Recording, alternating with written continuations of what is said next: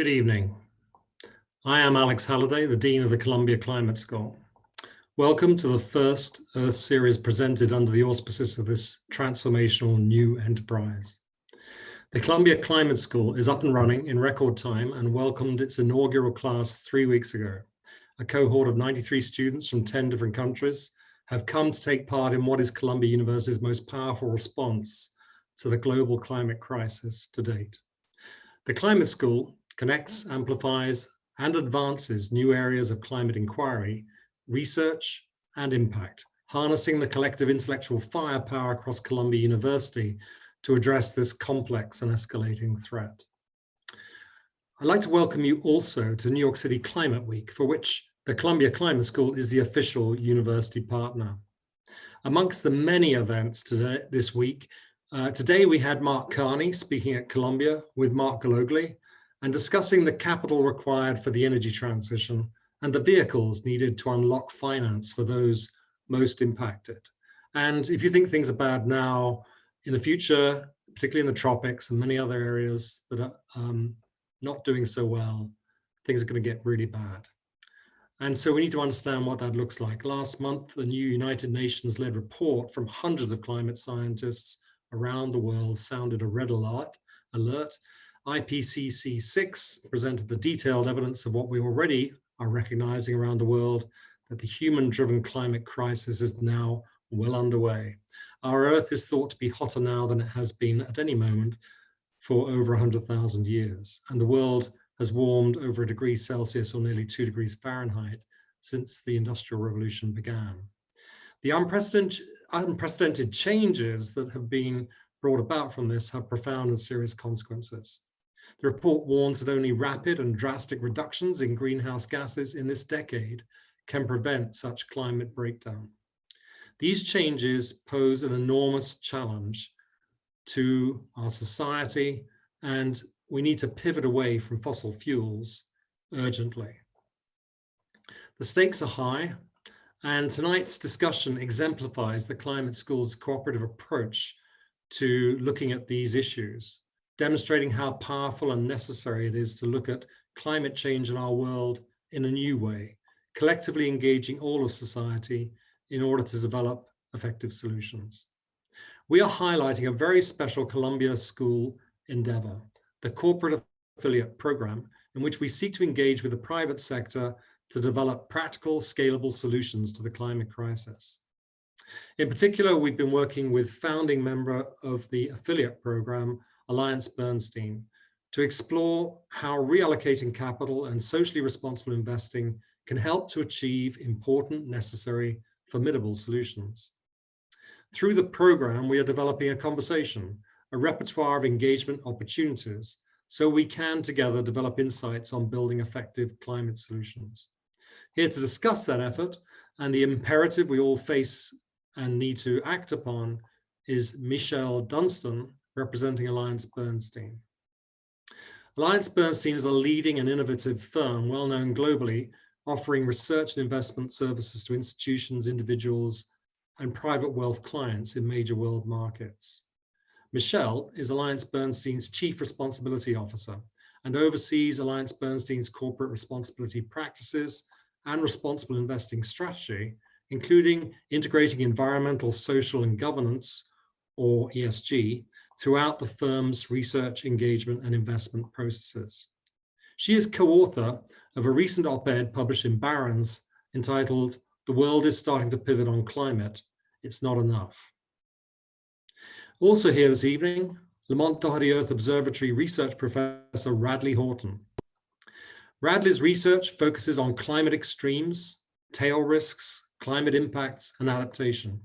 Radley is the lead principal investigator for the NOAA Regional Integrated Sciences and Assessments funded Consortium for Climate Risk in the Urban Northeast. Try saying that in a hurry. And Columbia's lead PI for the NSF-funded Megalopolitan Transformation Hub. That's pretty hard as well. Radley was a convening lead author for the 3rd National Climate Assessment and is a member of the New York City Panel on Climate Change, which has been meeting regularly ever since Hurricane Sandy hit New York. Radley is a leading climate science communicator, appearing regularly on television, radio, and in print. And rounding out our panel tonight is Satyajit Bose, Professor of Practice at Columbia, where he teaches sustainable investing, climate finance, and cost-benefit analysis. He is co-director of the Master of Science in Sustainability Management program. Satyajit's research interests include the value of sustainability metrics, carbon pricing, adaptation finance, and the link between investment and sustainable development in emerging markets. Satyajit co-authored a book, The Financial Ecosystem, the Role of Finance in Achieving Sustainability, and oversees the Sustainable Finance Certificate in several projects at Columbia's Earth Institute Research Program on Sustainability Policy and Management. Welcome to all of you. Great to have you here. So I'm going to kick off, Radley, with you, and I thought we should just lay the scene for what we're going to be talking about. I was wondering if you could kick off with a breakdown of the findings of the most recent IPCC report, briefly, what it's got to say that we should be listening to.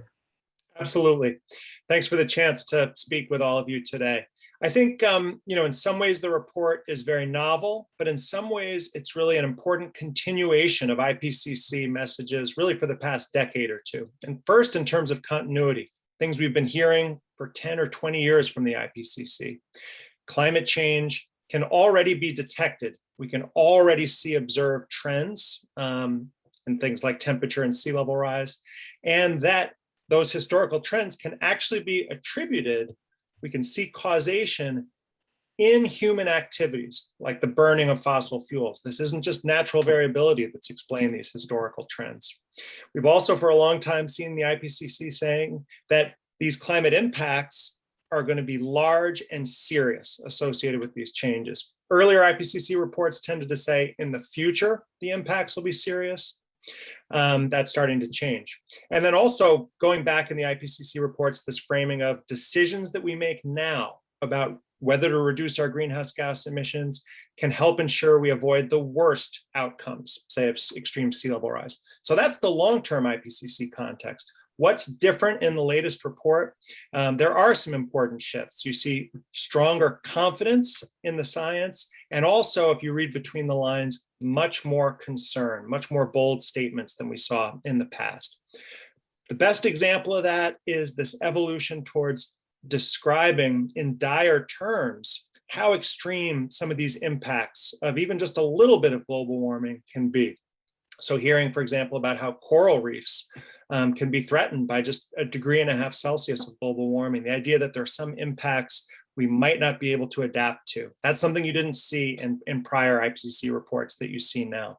Another thing, much more focus on extreme events now, right? Zoning right in on heat waves, coastal flood events that impact society, investment communities so much. In the past, it was all about changes in average temperature, average sea level over the whole globe, year after year after year. Now there's more confidence to hone in on what matters most for society and describe those trends up front. And additionally, we see that attribution for the first time to extreme events, saying this isn't just a historical trend, it's a historical trend that we can align with historical decisions, for example, about burning fossil fuels.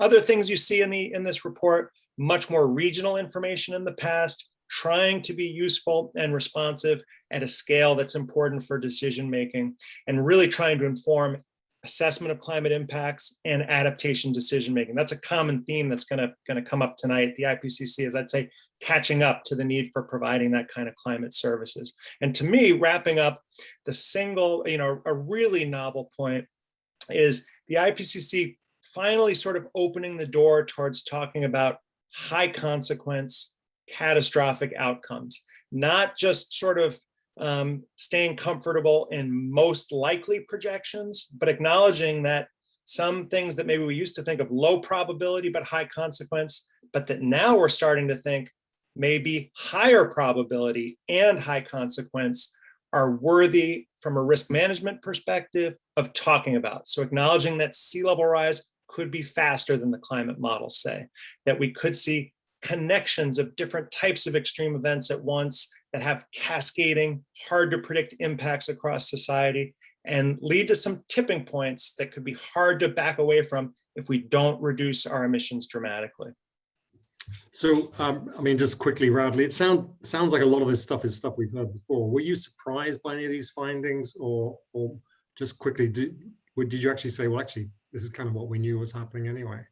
I think, from our research, working with New York City, for example, we've been talking about those tail risks for a while, but it is encouraging to see that these bodies of scientists like the IPCC speaking with more urgency. And some of this is brought on, I think, by how quickly we're seeing extreme events happening now, right? The fact that this summer was 2.5 degrees Fahrenheit above normal in the US, this unprecedented heat wave, 120 Fahrenheit in nearby British Columbia this summer.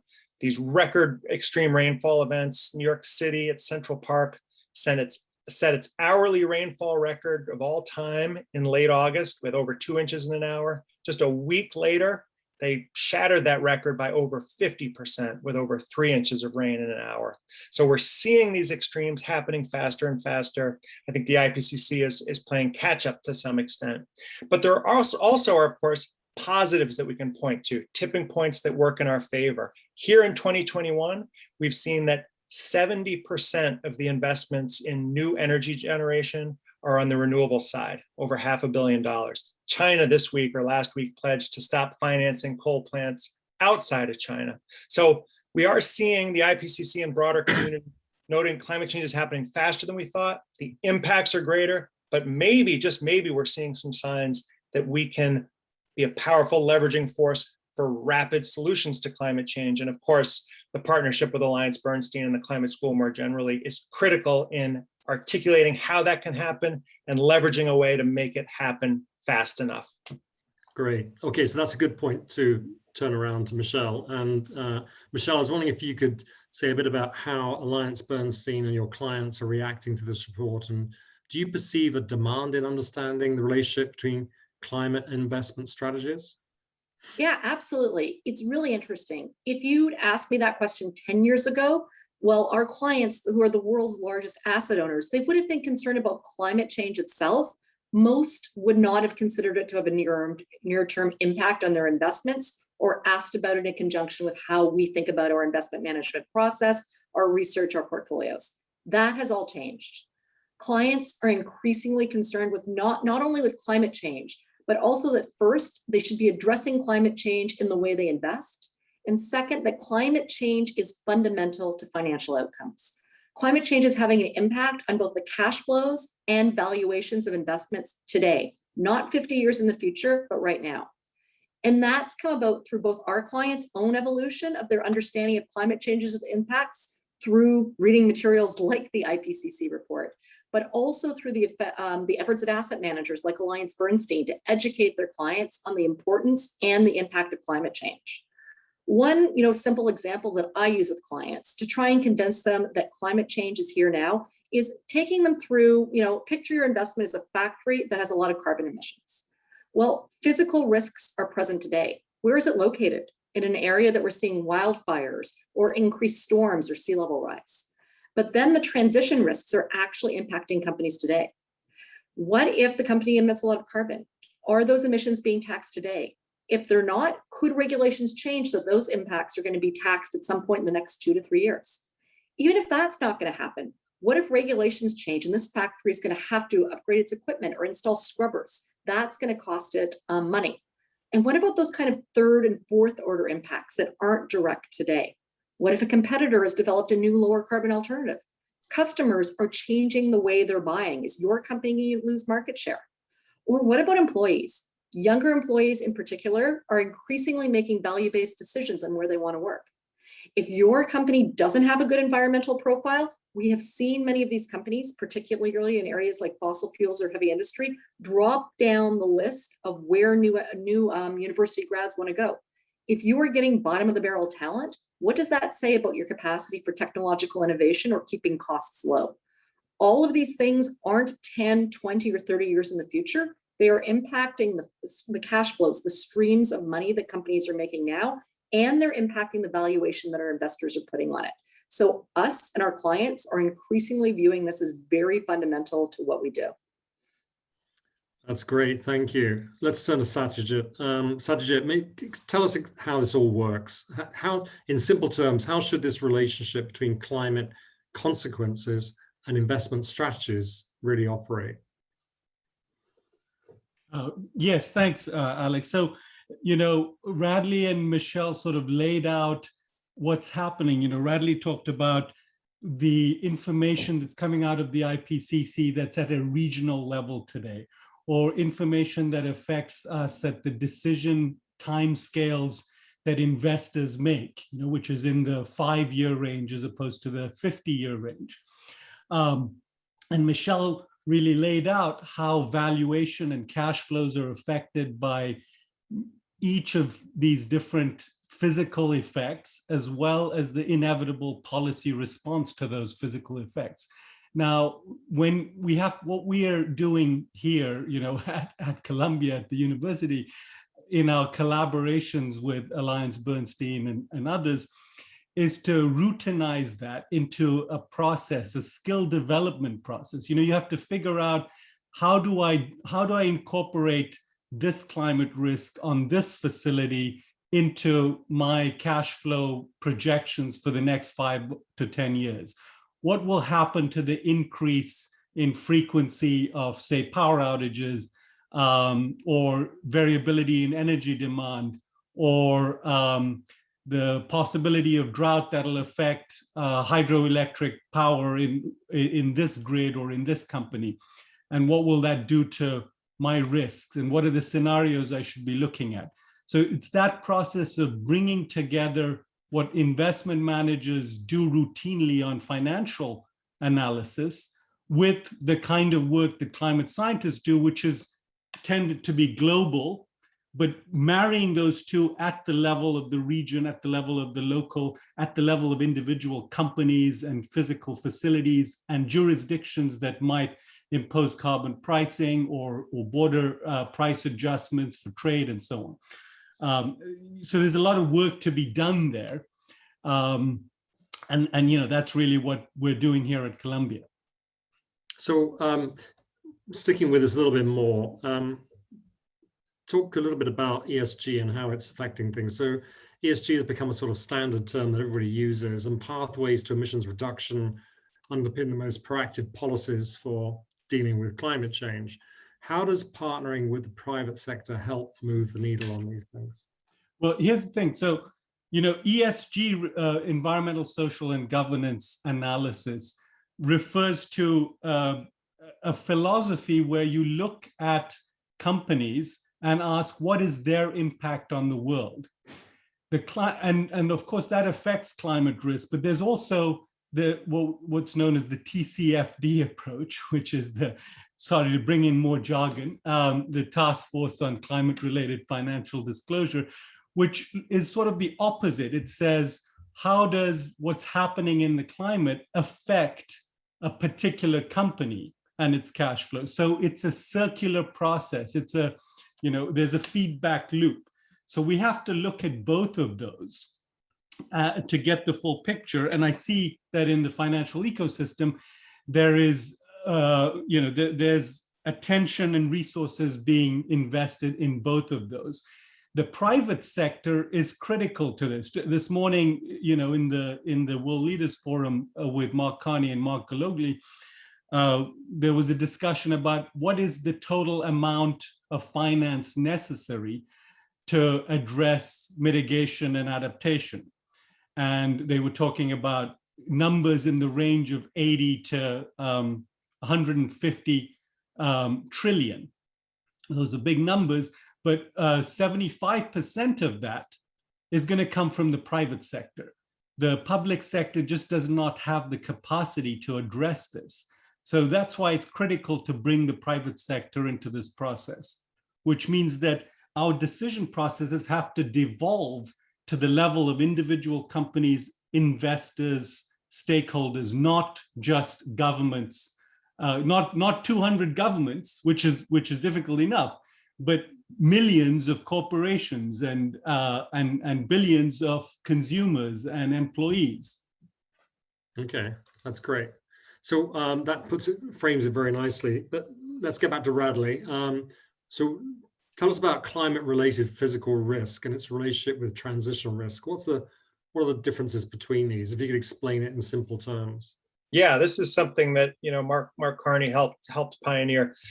Transitional risk is mostly associated with emissions. What are certain companies directly emitting through their activities? And sometimes you look further up the pipeline. Some measures have even considered exposure of sort of funding entities, but it's fundamentally about a kind of potential reshuffling of wealth, asset values associated with the idea that society could move from encouraging, subsidizing, in one sense or another, fossil fuels towards a rapid pivot towards renewables. That's transitional risk is usually defined. Physical risk is essentially what are the hazards you're exposed to? So it's the effects of those heat waves or that coastal flooding. What does it mean, directly for buildings and assets? What does it mean for individual workers? What does it mean for labor productivity? Those are the types of things that fall more under physical risks. That space is starting to grow as we learn more about cascading impacts. We heard about supply chains earlier. And there are other types of risks that have been articulated as well, just to quickly mention. Liability risk. Could we see tort, sort of blame for failure to adapt or for emissions by others causing harm? And some associated issues related to reputational risk, merit more consideration too. So that's the landscape. Maybe a little later we can talk about, more about how those hazards have been mapped and are being used to work very closely with decision makers, including, at AllianceBernstein, as Satyajit was saying, to really map to the scales that are relevant, time scales, spatial scales, to inform the particular metrics that matter within given sectors. Okay, that's great. And Michelle, Michelle and Satyajit, I wanted to ask you a bit about the corporate affiliate program, which stems from a partnership with AllianceBernstein that began 2 years ago. It started as an intensive curriculum focused on how climate change can affect economic and financial outcomes. Can you actually articulate tangible results from this collaboration? I know it's early days yet, but you must have seen some results because it sounds like it's been received well. Yeah, absolutely. The collaboration with Columbia has been, I would say, one of the most significant efforts that AllianceBernstein has undertaken in the past few years. Since climate change is so important and increasingly critical, we need to understand it. And like you said, phase one has been focused on education. We needed to bring all our investors up to a baseline level of understanding on climate change. We have investors that typically have worked here in finance at AllianceBernstein for over a decade. They understand finance, but they're not climate change experts. We needed to get them to a point where they could do a basic evaluation of a company. What are the risks? Know what the smart questions to ask. Understand when they needed to reach out to help, either from experts within AllianceBernstein or to our partners at Columbia. So the first thing we did was to co-create a curriculum that covers the basic science of climate change, the legal, public policy, regulatory frameworks, climate change solutions, and how to translate climate change into financial analysis. So in 2020, we put about 300 of our investors, our analysts and portfolio managers through the training, our executive team, including our CEO, and our board of directors, including our chair. In 2021, we opened that up to our clients. We initially thought that maybe 200, 250 clients would sign up. Over 1,000 of the world's largest asset owners enrolled in the program. And I think that speaks volumes about how critical this is. We're now pivoting our relationship with Columbia and the Climate School to research.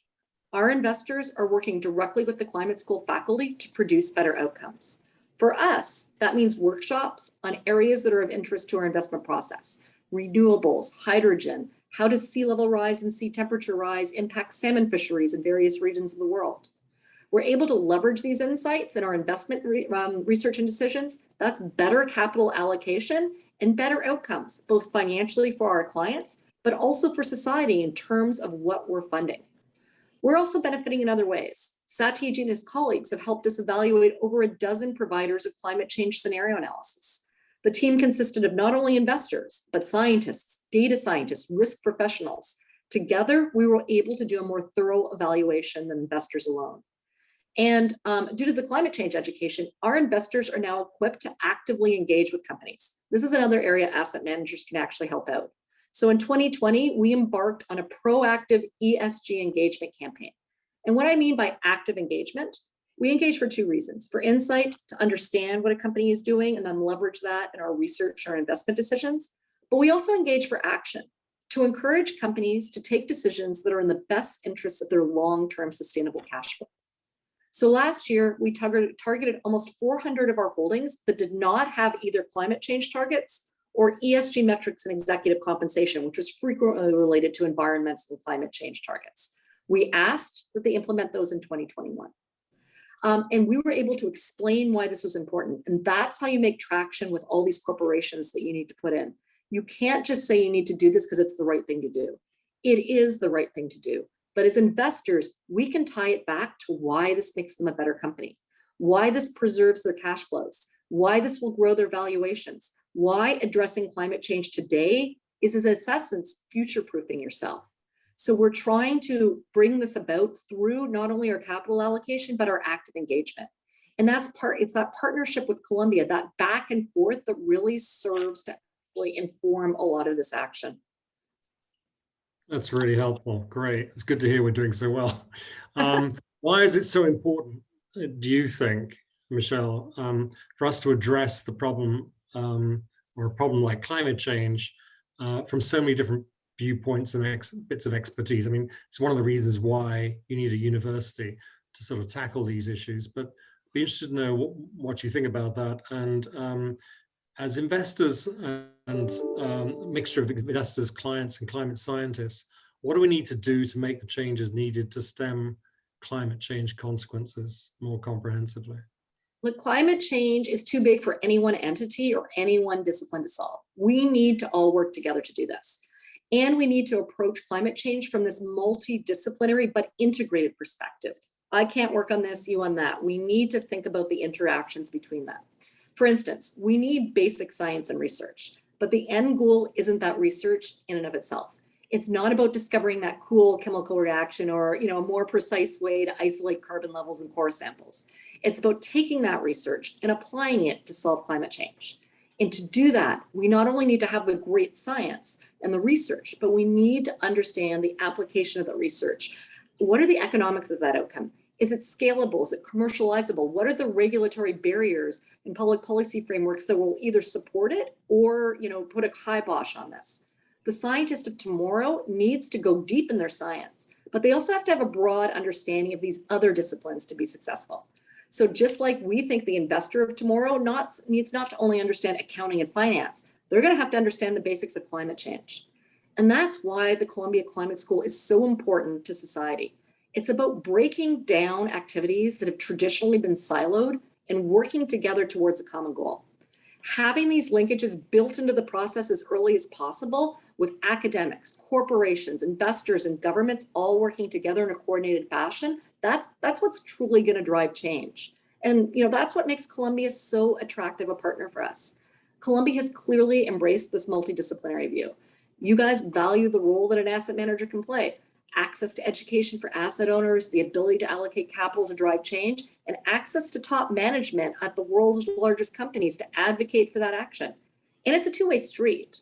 We didn't just educate our investors. We also worked with Radley and Satyajit and all the colleagues at the Earth Institute and the Climate School to provide Asset Management 101 training for Columbia so that the scientists can understand how capital markets work, how companies and new technologies and research applications are evaluated, and how investment decisions are made.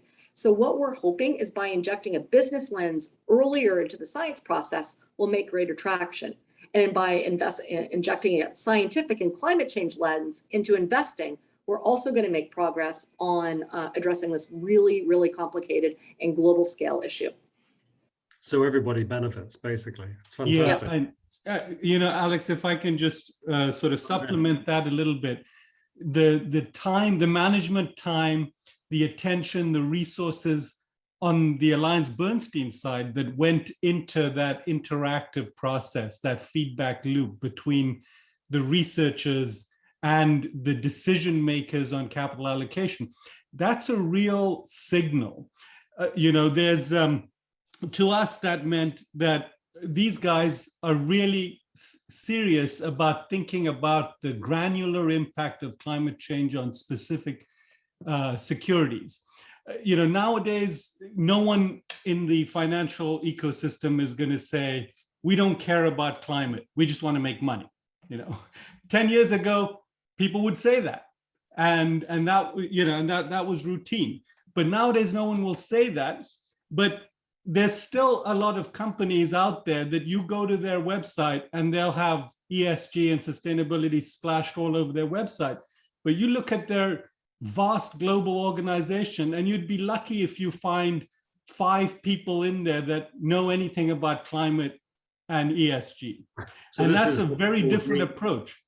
This is greenwashing you're talking about. Oh yeah, that's greenwashing, but that's a very different approach from what we encountered here with AllianceBernstein. It was and it made us better. It made our training, our research, the kinds of questions that we were asking ourselves, those were that much better. I would say that for this process with AB was like engagement at a university by an investor. Just like engagement makes a company better, it can make the university better.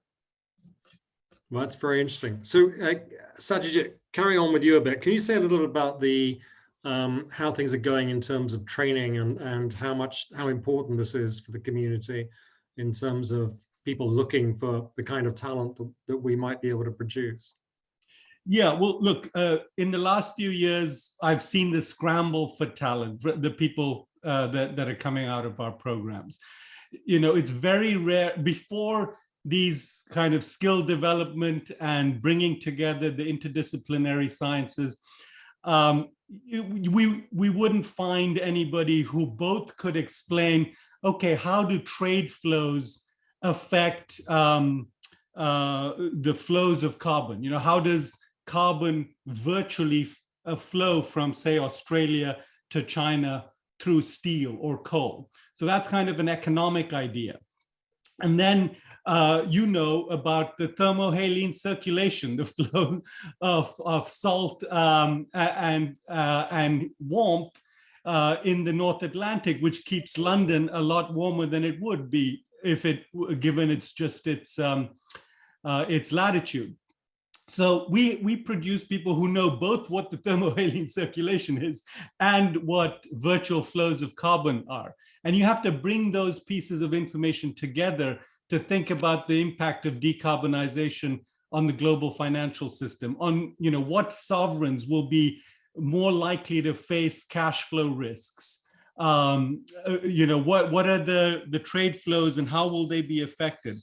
I see that scramble for talent. I see people in the last couple of years that are our graduates. There are way more positions to fill than the graduates we're producing, and that makes me feel gratified that yes, the work we're doing is actually being used. That's great to hear. Okay, so let's turn to COP26, which is coming up. In November, world leaders will convene in Glasgow for the UN Conference on Climate Change, or COP26. The expectation is that this will lead to national goals for emissions reductions. I think there's also concern as to whether they will go far enough. What kind of guidance are we looking for from this conference? Michelle, do you want me to kick off with you? Sure. So there's several goals for COP26, to secure net zero or limit global warming to 1.5 degrees by 2050, to adapt to protect communities and natural habitats, to mobilize finance, and to collaborate to deliver on these objectives. So for asset managers or financial services firms, the impact of COP26 are less direct or immediate, as that event is really focused more on the policy making. For us, it's an opportunity to continue to raise the profile and urgency on climate change within our own organization, with our clients, and the role our industry needs to play in addressing these impacts. That being said, we're going to be watching for dialogue around a couple of key issues, including discussion around carbon offsets and related markets and pricing, which are becoming increasingly prevalent within the proliferation of net zero commitments that we're seeing from issuers and portfolio companies. We'll also be looking for guidance around those last priorities that I talked about, mobilizing finance and collaboration. As I mentioned, climate change is totally pervasive across sectors, countries, and society, and it will require traditionally disparate organizations to engage with each other in order to develop meaningful solutions. So this is part of, again, the reason and the work behind our collaboration with Columbia Climate School and why it's so vital. It's bringing scientific research and discovery into the investment process, and also having faculty and academia align their work with the real world outcomes. The wealthy nations and international corporations have benefited from an investment ecosystem that up until now has contributed to the climate crisis. The argument in Glasgow will be about how to pivot from that. And lastly, we're facing a watershed in political and economic growth strategies. How heavily will this weigh on determining the way that global investments are made? And this represents a major shift or pivot, and we are waiting to see what the reaction is from the different countries, from the different multinationals, and from the different corporations that are going to be present. So Satyajit, let's get your perspective on this. Do you think this pivot is real? What kind of shifts are you starting to see in trends? Look, the pivot is quite palpable. I talked to you about the scramble for talent and climate expertise in the financial sector. I see it in the depth of the questions that asset owners, the asset managers, the rating agencies, governments, multilateral banks are asking. I see it, basically the questions are so much more sophisticated today. It's not that people are saying, okay, who's emitting more? They understand the difference between scope 1, scope 2, and scope 3 emissions and how that might affect our decision processes. What institutions do we have to address this? What will be the impact of carbon pricing? What kinds of leakage will take place, and how can we address that? The discussion in Glasgow is very much focused on how can we bring in the most vulnerable countries in the world, which are, which have contributed absolutely nothing to climate change so far, and which are most at risk. How can we bring them in? How can we make it in their interest to go along with this? And how can we transfer the technology and the resources necessary to get this done? There's been $100 billion per year pledge out there for years that no one has done anything about. And that's a key part of the just transition. So I can see the pivot taking place, not just at the government level, but throughout the ecosystem. And of course, it's not just, we talk about the bigger countries and bigger economies. It's not just the United States. We need to get China and India and everybody else on board with this. And, do you feel optimistic about that? I think so. I think it's not so much the countries, but it's the solution design that will determine whether China and India and most of sub-Saharan Africa and Latin America will come into this, and this will benefit them very clearly. So I think the trick here is in working out ways in which those countries do not lose their development potential. Mm-hmm. And that's the underlying principle. In the Paris Agreement, a key principle that all the countries signed on to was one known as the common but differentiated responsibility. So that underpinned the different and differentiated capacities. It recognized that different countries have different capacities. They're in different development stages, and they're all eager to contribute, but it has to be done as a global commons. This is a collective action problem. So it requires from everyone what they can give. And that really means that the developed world has to step up much more. I think the problem is not China and India and Latin America and sub-Saharan Africa. The problem is the G7 countries, to be quite blunt about it. Right. So I'm aware that we're talking a lot. We've got a lot we still want to talk about. So we're going to have to keep these answers fairly short, I think. But from your perspective, Radley, what are some of the big scientific and societal questions around climate impacts that still need to be answered? In a world of cascading impacts, do we need different resilience strategies? Because you talked about tipping points and how they, I mean, how are we going to deal with all of this? How are we going to get there?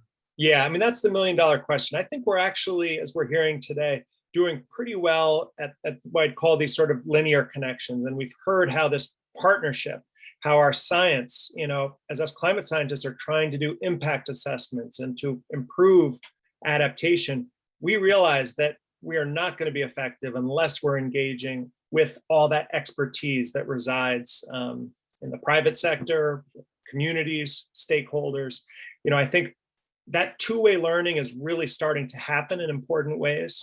And we're building those connections. The pieces that, to me, that we're going to require some really deep thinking that I don't think anyone has really kind of nailed yet, include this issue of compound extreme events. I think individual companies, cities now doing a pretty good job of saying, how are heat waves going to change at a given location?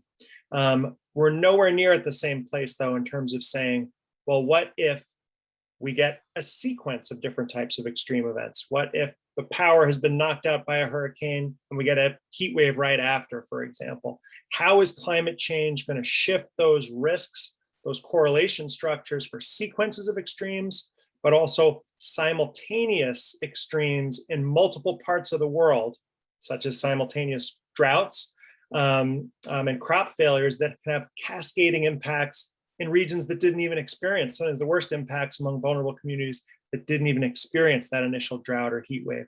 So how do we plan for these compound extreme events, the cascading impacts that get you quickly outside of the climate sphere and into realms of like rapid, potentially disorderly shifts in property values and other assets? And then questions related to things like managed retreat. At what point are we going to have to move away, stop investing in some repetitive loss areas and areas where we know there's a risk of major loss of life if we stay there? Part of the challenge, of course, is that we are so exposed through government policies, maybe even through humans naturally being myopic. We have doubled down and we are in some very untenable positions in a lot of places. We know that we have to rapidly move. We will save more lives if we get out of those areas. We will avoid those repetitive losses. Every year we wait and the climate change becomes more extreme, it becomes more daunting. It's an opportunity to act now quickly. But as we start to move in the right direction, there are going to be some cascading impacts that are very hard to predict. There are moral hazards. How are people and the climate system and these impacts going to interact is extremely difficult to predict. And we need to, as we're preparing, come up with these resilient strategies that help us from a climate perspective, but also help ensure from an environmental justice perspective that the most vulnerable aren't left holding the bag when we start to see some of these huge transfers in asset values, which are inevitable. So those are some of the issues: complexity in the climate system, cascading of that complexity outside of climate variables into the realm of other systems and human interaction, and then the fact that we are so overexposed, poorly allocated in some ways, creates systemic risks and unpredictable outcomes as we take the inevitable and important steps to try to redress and get to a more equitable and efficient place. Okay, that's great. So we're going to go to questions pretty soon from the audience. Before that, I'm going to ask each of you just to quickly give me one takeaway message you'd like to give to the audience. But while you're thinking about that, Michelle, maybe the last question directly to you. That's not that final question. What policy issues, talk about policy and regulation, which Radley kind of sort of got into a bit. What do you think the reporting requirements and regulations are going to be needed and how will they come to play out in terms of impact investment strategies going forward? Yeah. So we're now seeing regulatory efforts escalating around the world. For a long time, it was only Europe that was addressing them. Europe is still on the forefront, as it has historically been, And their regulations are requiring product labeling, so classification into different types of strategies, climate focus, sustainable, et cetera, and data disclosure, increasing transparency on the characteristics of your portfolio, carbon footprints, water usage, other ESG factors like diversity, for instance, and then ultimately how aligned your portfolio is with their own sustainable taxonomy that the EU is developing for both environmental and social factors. Asia was always further behind, but the requirements there are moving rapidly. There are several jurisdictions that have just enacted or are in the process of enacting both classification strategies and also climate change reporting. The US is now taking action. The SEC recently requested comments on what types of ESG and climate change data and reports should be required for corporations. And it now feels like there's a new announcement out every day or every week on how that is going to progress. So I think we're actually going to see more rapid action out of the US than we have before. And all of this is information that our clients have been asking for a while. So in this case, society, clients and asset owners were in advance of most of the regulators. So at AB, our investment strategies have been enhancing their ESG research processes, their decision-making, their stewardship, their engagement and proxy voting for the past several years. We integrate ESG factors, including climate change, across all our actively managed strategies and equities, fixed income, and our multi-asset business. And what is really taking off are ESG focused strategies. These are ones that have specific ESG goals in addition to generating investment returns. This is the fastest growing part of our business. It's about $25 billion of our assets under management. That's up from $10 billion at the end of 2019 and $16 billion at the end of 2020. So people are really looking to do something more than just invest for risk and return. They're looking to do something to contribute to society. That's a great answer. So, okay, so I'm going to rapid fire question to each one of you. Let's start with you, Satyajit. If you was one takeaway message that you'd actually like people to get from this evening, what would it be for you? Well, I think you touched on it with the cooperative approach. I'm sitting here in a university, and more than anything else, universities bring people together. We have to let in all the voices into this process of designing climate action. We have to be inclusive of local stakeholders. We have to include the marginalized users of the ecosystems, including the financial ecosystem. You know, for us, the crux of the matter lies not in what gets decided, but who gets to decide. And we have to make sure that everybody gets to decide in this process. That's great. Okay, Radley, what about you? Similar point, to highlight what I would call that tension between top-down approaches, one-way transfers of information, focusing on precise quantitative predictions, big institutions leveraging to move fast. Those things are critical, but as Satyajit just mentioned, there's also the need for these bottom-up approaches, local context, local decision-making, local efforts that look to redress historical injustices, things like redlining as we think about ways to build better futures for everybody. We need a whole new approach that I don't think any university has figured out, or I'd venture to say any financial institution, that embraces qualitative approaches to some extent, plausible scenarios for how the future might look and how we want the future to be, that get everybody to the table. What's the role of social scientists in this world as we think about how can social science help inform engineering, help inform some of these financial decisions? The quantitative top-down approach isn't going to get us everywhere. How do we really learn from those bottom-up perspectives? It's going to take all the wedges. It's going to take everybody on board to get transformational change, and figuring out how to work across those scales is, to me, the greatest challenge and an exciting one for the Columbia Climate School and these kind of partnerships to take on. Yeah, I mean, it makes it clear the climate school can't just be a school in the university. It's got to be a school for the world, and connecting with bringing everybody in to communicate and talk together about these issues, and actually getting out there around the world and listening and forming partnerships. Okay, Michelle, last answer for you. What would be your take-home message you'd like people I'll be brief because what Satyajit and Radley said is absolutely true. It is, this is why Columbia and the Climate School are so important. It's this multidisciplinary approach, breaking down those silos and working together so that 1 + 1 is greater than 2. And I do want to reassure people out there, I work at a financial firm, a large asset manager, that people like myself view climate change as fundamental. We view it as part of our job to address it, both for the social reasons that we need to address climate change as a planet, but also because we view it as fundamental.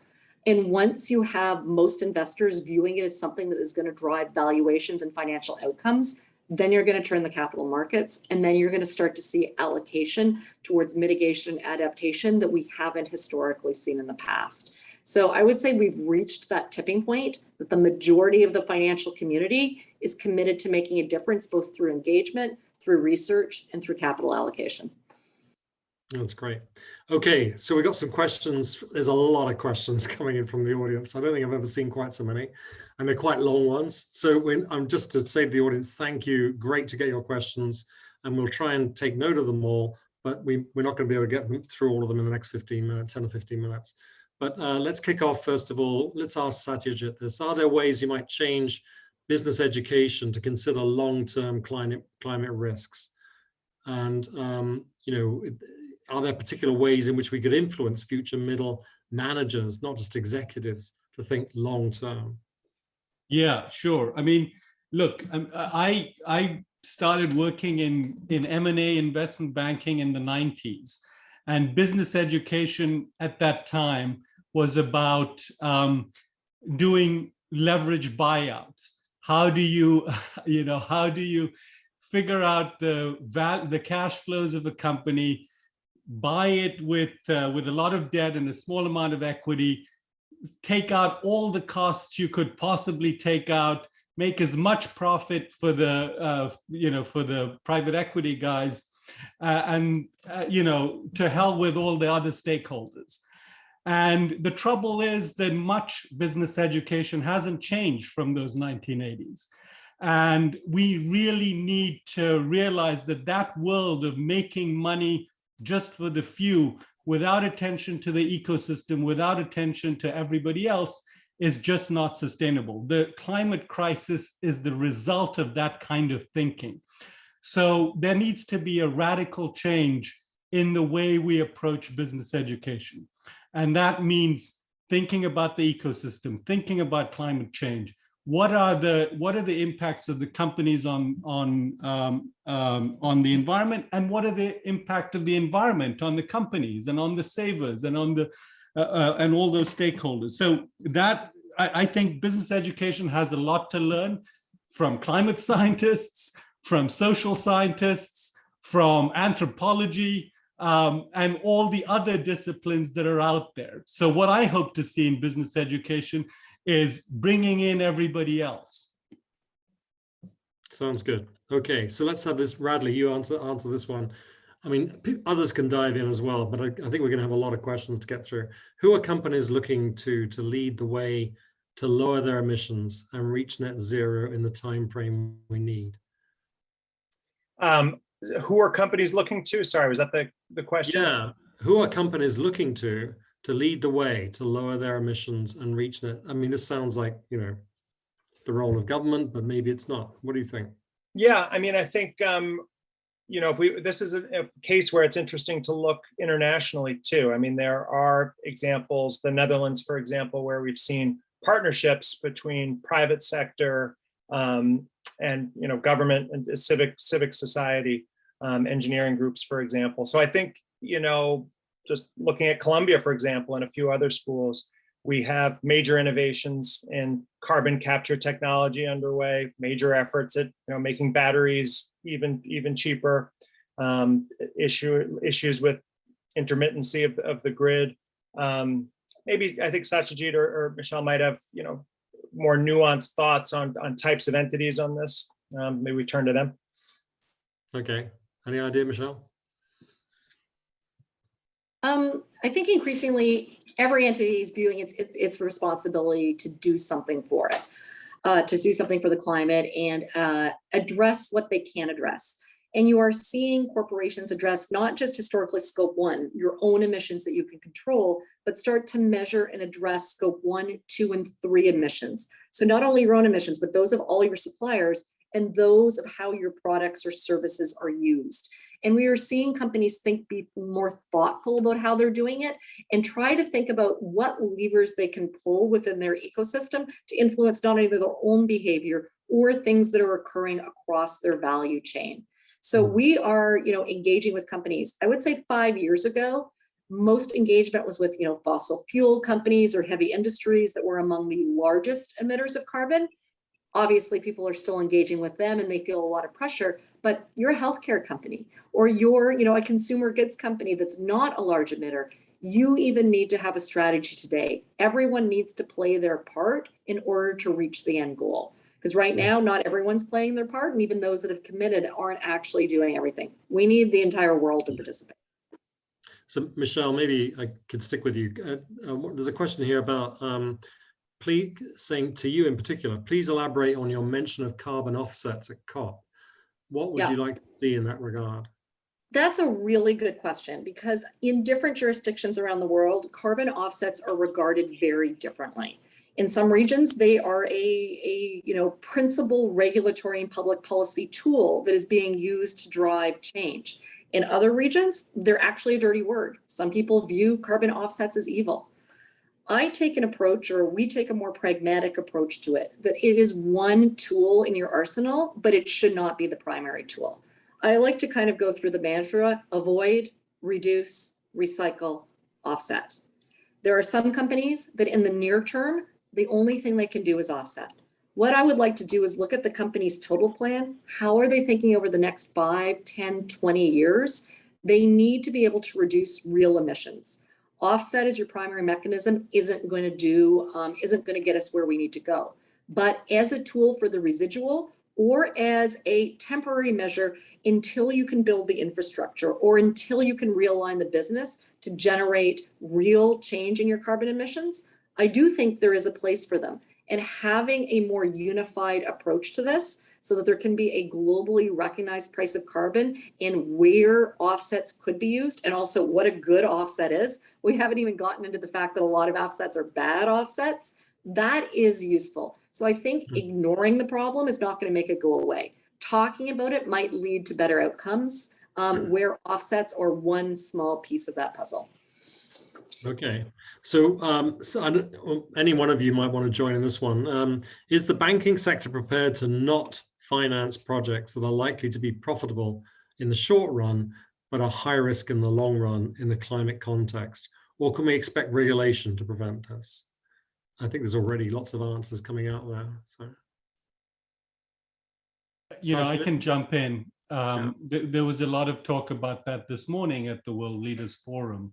And I think that Mark Carney and Mark Gologly were really discussing this in the nitty-gritty. I think that there's clearly a push to stop financing these climate risky activities, and that we see that everywhere. At the same time, there's a lot of statements that might not be followed up by action. So we owe it to the system to watch and know the commitments that financial, especially banks, make, and hold them to those commitments. And then the other side of it is, of course, that there will be financing needed for the transition, especially in the developing countries. The capital is not a scarce resource in the developed world. There is quantitative easing. There is no shortage of capital to fund good ideas. It's in the developing world where interest rates are high, where capital is in scarce supply. And that's really where we need to fund the transition. And that's why we need to look at it. And that's why we need that pragmatic approach, that Michelle talks about for offsets. We need that in this context as well. So, Michelle, can I ask you this next one? What is the role of the reinsurance sector in bringing about climate transformation, since many assets are going to become unsuitable? Yeah, and that's uninsurable, sorry. sorry. Yeah, that's a very good question, and it is one that we do engage with both insurance companies and reinsurance companies. And really, over the past, it hasn't been that long, I would say 3 or 4 years, there has been a considerable mindset shift to these are risks that we don't need to worry about because they're too far off, to these are risks that are directly impacting the assets that we are insuring or reinsuring. So you're absolutely right. Due to physical risks, certain assets that are going to become, not only uninsurable, but they're not going to become viable in the future. How many times are you going to have to rebuild that chemical factory on the US Gulf Coast due to hurricanes, for instance? There is a role to play for those types of asset allocators in terms of how they will or won't provide insurance or the price at which they'll provide it to encourage or to drive development or to drive assets in a way that is more sustainable. As those types of companies recognize that these risks are real, these risks are impacting their book of business today and are correctly valuing that kind of risk, that's another tool in the arsenal to actually push companies to build or revamp things in ways that are more sustainable. So there's a huge role to play for insurance and reinsurance in this. Okay. So Radley, I'm going to ask you this one, but I'm not sure whether you know the answer. Does the panel see or foresee a shift in the way the private sector interacts with non-profits and NGOs, whose mission includes things like protecting forests? Is there going to be a change in the way these NGOs get funded? Is there going to be an increase or decrease? Or how do you see the private sector reacting to the issues of the sustainability of the planet in terms of actually helping some of these non-profits? Yeah, I'm going to cede my time just because, we have so little time, and I just think we'll get better answers, if you don't mind, from Michelle and Satyajit on this one. Okay, Michelle? Yeah, we do work with nonprofits. We are members of several organizations that we work with to help develop their best practice, but also leverage their ideas on things like deforestation, on biodiversity, on supply chain management, not just for environmental reasons, but also for social reasons like forced and unethical labor in their supply chain. They have really good processes, but they need funding. They also don't have the access to corporations that we do. So we've partnered with them on a number of things. One thing we did recently is actually we reposted it on our social media this week, was on deforestation in the Brazilian rainforest by the Brazilian protein chain. And we did a lot of research into that, partnering with different not-for-profits on that to identify data that we could use to see how different companies were performing, how those companies could get a hold of that data to go down their supply chains. Because those companies don't manage the farmland or the cows themselves. They use lots of little suppliers. So how can we all work together to ensure that that chain has integrity? And then how can we engage with those companies? Because that's the power we have. We can ask those companies to say, look, this is important to us and our clients. We don't want to invest in you if we are at all concerned that you are contributing to deforestation. So we can outline various approaches that we think are good and what we would look for them to become someone we would want to invest in. So this is how we can actually work together in those areas. And let me add something there, Alex. Michelle talked about offsets and how important it is to figure out what's a good offset and what's a bad offset. This question about how can we get more funding to NGOs that are interested in protecting intact forests, the offset will, that hard work of investing in the monitoring, reporting, and verification work for offsets is the best chance we have to direct money from the private sector. We have thousands of companies that have made ambitious net zero targets. And right now, the most efficient way for many of those targets to be met is by ensuring that we have really good ways to keep forests intact. And it's because we don't have the way of knowing what's a good offset and what's a bad offset. We just have the bad experience of the CDM mechanism, the clean development mechanism from the first round.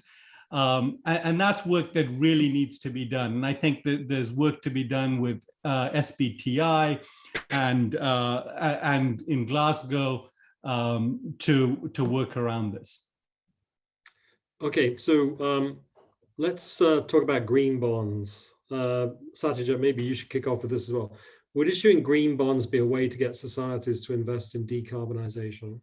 I should say we're being joined soon at Columbia by Caroline Flammer, who's an expert on green bonds. So we're going to be building this up as a fairly major area of expertise at Columbia in the near future. Yeah, and I appreciate all the work Carolyn does on this. Look,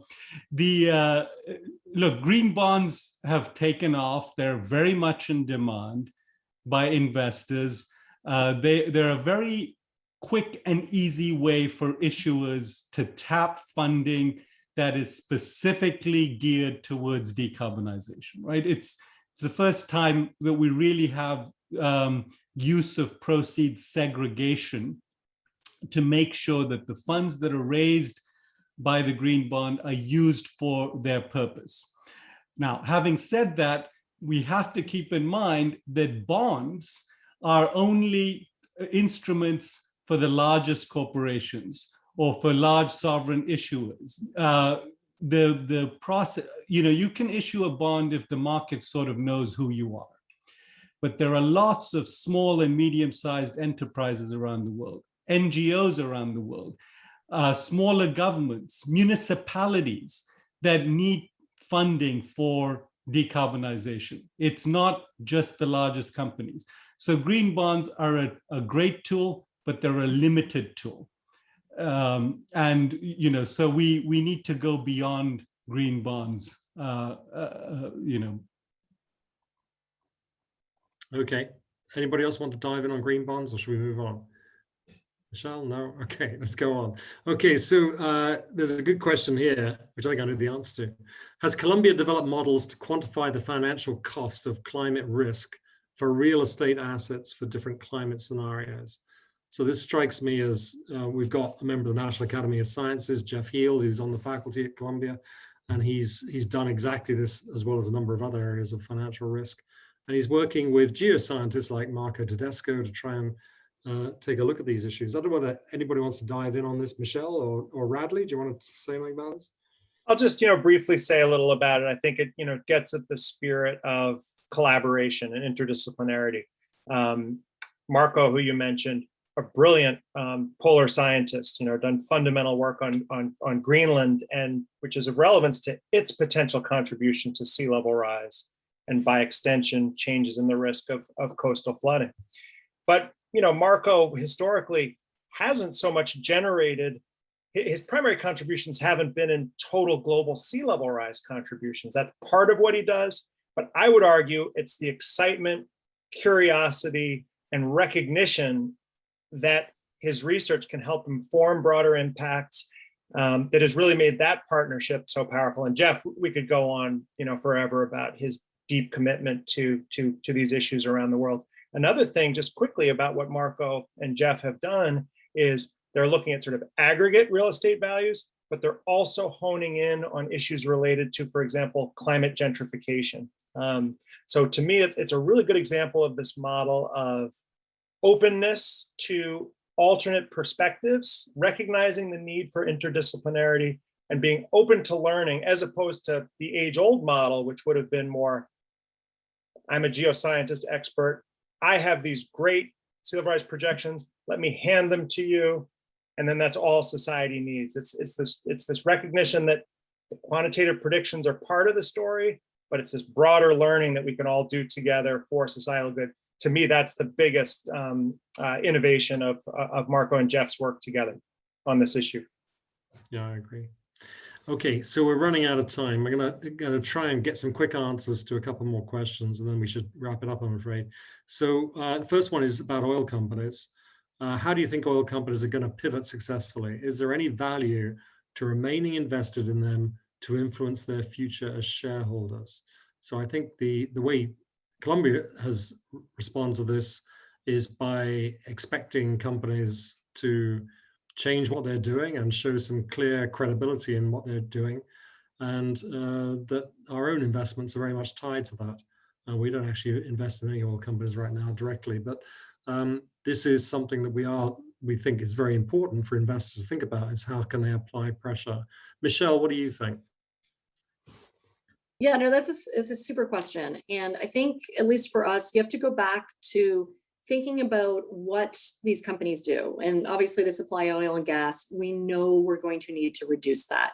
So as we hit peak oil, the price of oil and the demand for oil is going to go down. That is going to be self-regulating in terms of applying a lower valuation to oil companies and potentially making them less attractive investments. But as of today, only 30% of the world's oil actually goes into passenger vehicles. Even if we move to 100% electric vehicles tomorrow, and that's obviously not feasible, we still need a lot of oil. It's going to be around for decades to come. Rather than ignoring these companies, let's make them do better. So the way we approach it is we've actually got what we believe is, or what AllianceBernstein believes is best practices for oil and gas companies. This was put together by we have a director of environmental research and engagement, working with over 20 of our investors in energy across equities, fixed income, multi-asset, and our energy private sector. And these is what we go to ask companies to do. It covers things like disclosure. What do we want to see them do? It covers things like flaring. What do we think guidelines should do? It covers things like how we think they should affect a transition plan, how they need to think about that pivot, and what we expect. And as a firm, we engage on these issues to try and drive things forward. We have certain portfolios that just won't invest in oil and gas companies, and that's fine. We have other ones that are committed to saying, this is not going away tomorrow. We as investors have a role to play in driving change in this industry. That's very good. So let's just quickly finish off with the alternative energy issue and more sustainable energy, I suppose. Are we seeing enough investment in alternative energy and in particular some of the more innovative things that are going to be needed to really get us to net zero? Because it does seem to us that there needs to be tons of money going into this going forward. And as energy sources like coal become actually less desirable or more expensive, how are we going to transition this bit in terms of the investment side of, how do we actually engineer that? Yeah, so I'll just do a couple sort of atomized points before turning to the bigger policy financial dimensions. A couple of the real challenges are transportation fuels, for example. We don't have anything ready to address aviation sector emissions. We don't have any good substitutes yet. Research is beginning, but it needs to be ramped up. Similarly, when we think of heavy industry, as we just heard from Michelle, a lot of this energy is used, greenhouse gases are used for more than just transportation. So we don't really have good substitutes yet for the high power, steel making, for example, these things that happen at very high temperatures. So those are a couple examples of where we need more. I think you could also pivot to agricultural sector, food systems. Those are going to take much more investment and fundamental learning. So investment will be one critical part of that. Okay, we're going to have to wrap it up. I'm afraid we're out of time, but I'd like to, of course, finish by thanking everybody for joining us tonight and for the great discussion, but particularly Michelle, Satyajit, and Radley for providing such informed perspectives for us. It was a fascinating evening, and thank you very much. I'd basically like to also highlight the fact that the Climate School at Columbia is about applied solution science and how we actually make things, take our science and actually give it more value in the world. And you can find out more about what we're doing through the corporate affiliate program and all that is happening at the Columbia Climate School if you basically want to get onto our website or follow us on social media. This is an urgent time, and I think everybody recognizes that. We have to move fast, and we ask that you consider supporting our vital work by making a gift. Your generous donations help make events like tonight's Earth Series possible, but we're building a school, and that is a big job, and we need all the support we can get to make that happen. And so if you care about that, we'd just like you to realize that when you support the Columbia Climate School, you're actually supporting the future of life on Earth. So thank you very much, everybody, for listening, and please join us next week for another Earth Series program in October. before Columbia Giving Day. Thank you all very much. Good night.